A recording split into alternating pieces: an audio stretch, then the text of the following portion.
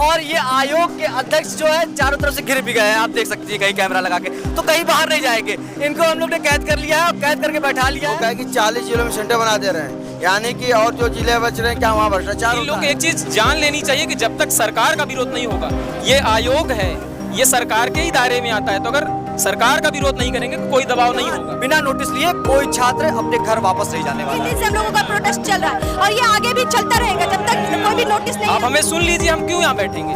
हमें शौक नहीं है यहाँ बैठने का, हमें पढ़ना है, हमारी उत्तर प्रदेश लोक सेवा आयोग के इतिहास में ऐसा पहली बार है जब एक साथ दो परीक्षाओं को लेकर आंदोलन चल रहा है। सोमवार की सुबह से छात्र हजारों की संख्या में उत्तर प्रदेश लोक सेवा आयोग प्रयागराज के बाहर बैठे हुए हैं और अलग अलग तरीके से अपना विरोध प्रदर्शन कर रही है।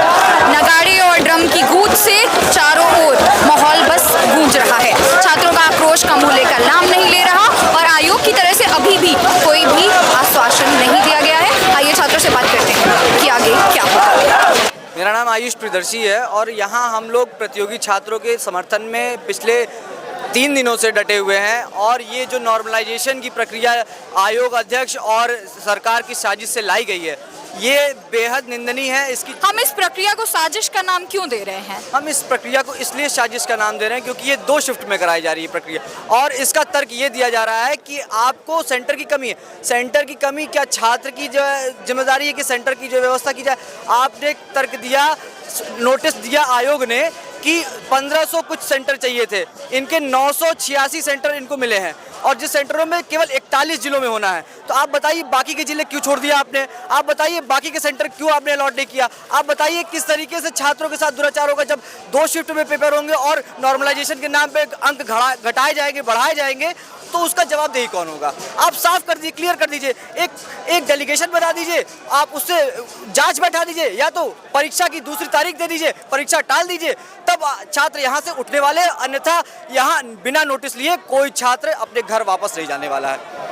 जो शोर इतना बढ़ा हुआ है, आयोग तक ये आवाज कब तक पहुंचेगी, क्या लगता है?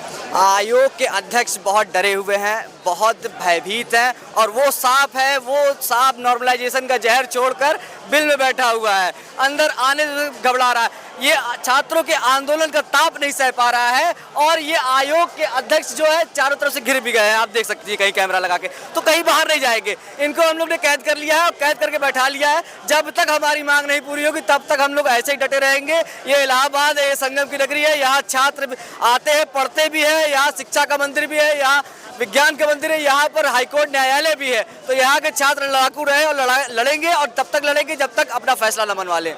धन्यवाद। नाम बता दीजिए अपना। मेरा नाम अभिषेक द्विवेदी है।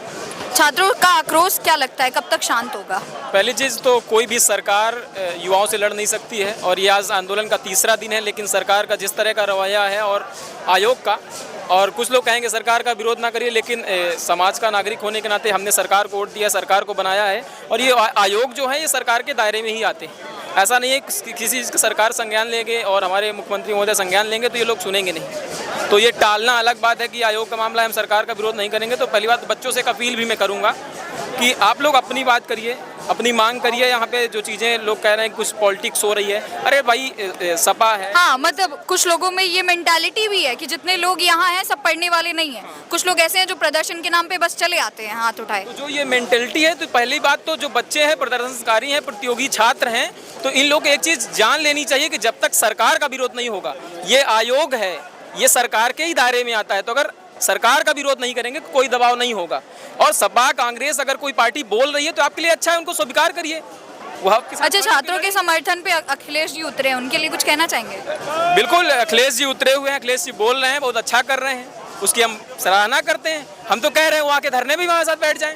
और जो नहीं बोल रहे हैं राजनीतिकार, उनके लिए क्या सोचते हैं? जो नहीं बोल रहे हैं वो हो सकता है कोई कारण हो, तो हमें पॉजिटिव चीज़ें देखनी है, हमें अपने आंदोलन को देखना है। हम तो कह रहे हैं हम राजनीति नहीं कर रहे हैं, हम तो अपने बच्चों की, छात्रों की मांग कर रहे हैं ना। आप हमें सुन लीजिए, हम क्यों यहाँ बैठेंगे? हमें शौक नहीं है यहाँ बैठने का, हमें पढ़ना है, हमारी परीक्षाएं हैं, हमें रूम में हम बैठना चाहते हैं, हम यहाँ नहीं बैठना चाहते हैं। 3 दिन हो गया है, ये बच्चे भूखे प्यासे बहनें हैं, रात यहीं बिता रही हैं।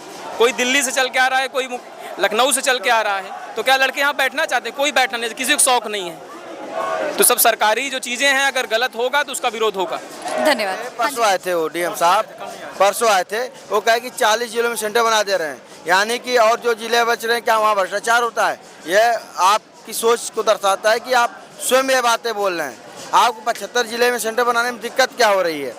पेपर जो लीक हुआ था उससे आप डर रहे हैं, तो पेपर लीक किसने कराया? भारतीय जनता पार्टी के कार्यकर्ताओं ने कराया, और ये मीडिया में भी चला, पेपर में छपा, और उनके फेसबुक आईडी से भी पता चला कि भारतीय जनता पार्टी बीजेपी के कार्यकर्ताओं ने कराया, ये आपको कैसे पता चला? मीडिया के माध्यम से पता चला, और लोग जेल भी गए थे, छपा भी था, तमाम से न्यूज़पेपरों पे छपा था, प्रकाशित हुआ था, और तमाम से इलेक्ट्रॉनिक मीडिया में चला भी था। ये सब बेवकूफ़ बनाने का काम चल रहा है इसमें प्रतियोगी छात्रों को, क्योंकि इनका समय बर्बाद हो रहा है। डरे नहीं रहते तो संजय सिन्हा बाहर आते, या फिर अपने मुखिया से बात करते, आदित्यनाथ योगी से, कि साहब 3 दिनों से जो है लोग बैठे हैं, हम अपने ऑफिस से घर से ऑफिस नहीं आ पा रहे हैं, इसमें क्या किया जाए, इसका निर्णय क्या लेना है, तय तो उनको करना है, क्योंकि ये तो बस बैठाए गए पिद्दे हैं, ये कुछ कर नहीं सकते अपने से, इनको तो आदेश लेना होगा, और दबाव में है कि कराएं या ना कराएं।